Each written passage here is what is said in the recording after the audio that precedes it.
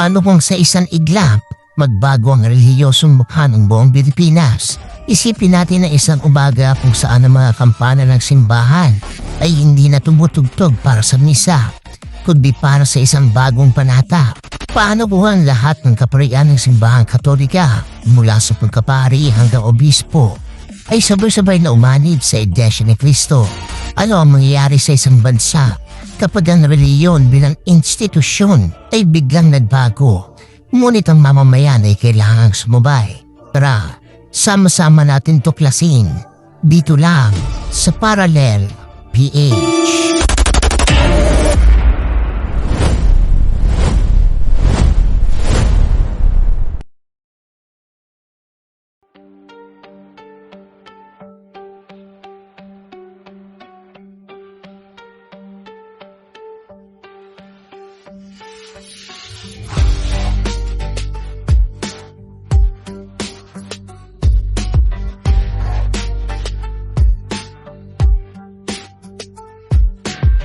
Sa kasaysayan ng Pilipinas, ang reliyon ay hindi lamang usapin ng personal na paniniwala.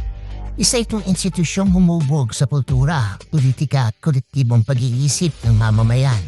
Sa loob ng mahigit 4 na siglo, ang simbahang Katolika ay nagsilbing sentro ng moralidad, tradisyon at impluwensyang panlipunan. Sa paralel na senaryong ito, ipanpanagin natin naganap ang isang halos imposibleng pangyayari. Ang lahat ng kaparian ng simbahang Katolika ay sabay-sabay na umanib sa Iglesia ni Cristo, hindi dahil sa dahas o pamimilit, kundi bilang isang institusyonal na desisyon. Hindi mahalaga kung paano ito nangyari. Ang mas mahalagang tanong ay, ano ang magiging epekto nito sa lipunan Pilipino?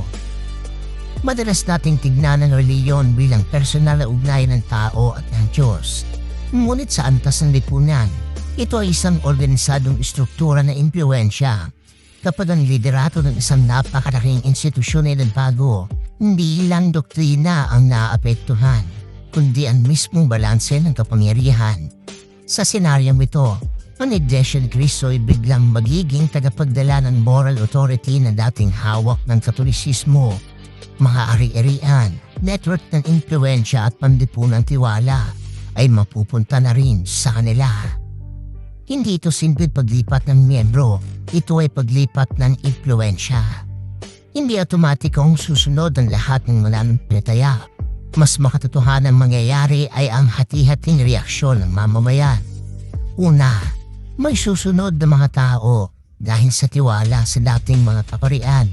Pangalawa, may mananatiling Katoliko sa paniniwala kahit wala na ang institusyon. At pangatlo, may tuluyang lalayo sa organisadong relihiyon. Dito makikita na ang pananampalataya ay hindi laging kapareho ng pagsunod sa estruktura. Ang Katolisismo sa Pilipinas ay hindi lamang relihiyon. Ito ay kultura. Ang mga pista, prosesyon, debosyon, at mga ritual ay nakabaon sa pan-araw-araw na buhay ng mga Pilipino. Sa paralel ng mundong ito, unti-unting mawawala ang mga ito. Hindi dahil ipinagbawal, kundi dahil wala na ang institusyong nagpapanatili sa kanila. Marahil ay ito ang magiging tanong. Ano ang mangyayari sa isang kultura kapag nawala ang simbolo, ngunit nanatili ang alaala? Tunghayan naman natin ang Iglesia ni Cristo. Kilala ang Iglesia ni Cristo sa malinaw na doktrina, disiplina at sentralisadong organisasyon. Sa senaryo nito, ang mga katangian nito ay biglang magiging pambansang pamantayan ng moralidad. Hindi bilang batas, hindi bilang utos ng Estado, ngunit bilang reference point. Ang ganitong impluwensya ay maaaring magdala ng kaayusan, ngunit maaari ring bumawas ng espasyo para sa alternatibong pananaw. Ano naman ang mangyayari sa politika? Sa Pilipinas, hindi kailanman ganap na naghiwalay ang politika at relihiyon. Sa paralel na sitwasyong ito, mas pagiging sensitibo ang relasyon ng dalawa. Ang mga politiko ay magiging mas maingat, ang mga polisiya ay masusukatin sa moral acceptability, at ang dissent ay maaaring ituring hindi lamang bilang oposisyon, kundi ang paglihis. Dito lumilitaw ang mas pamigat na tanong. Kapag iisang dominanteng moral voice, sino ang magtatanggol sa pluralismo? Pag-usapan naman natin ang kalayaan.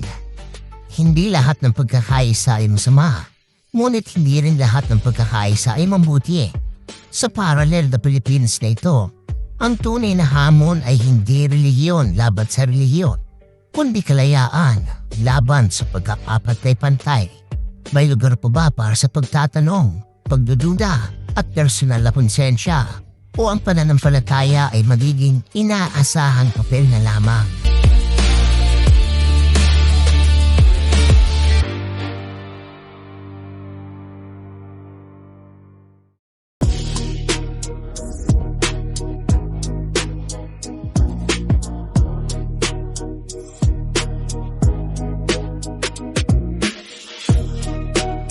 Muli, ang kwentong ito ay hindi hula at hindi rin paninindigan. Isa lamang itong paralel na salamin. Isang paalala na ang relihiyon, kapag naging makapangyarihang institusyon, ay maaaring maging ilaw o maaari ding maging anino. Sa huli, ang tanong ay hindi kung aling pananampalataya ang tama, kundi kung handa ba tayong mag-isip, magtanong at umunawa kapag ang mundo ay nagbago sa parang hindi natin inaasahan. Kung pinahalagahan mo at nagustuhan ang mga ganitong klaseng diskusyon, mag-subscribe sa Parallel PH, like ang video, at i-share ito sa mga taong bukas sa mas malalim na pagninilay. Dahil dito, ang kasaysayan ay hindi lang inaalala, ito ay sinusuri.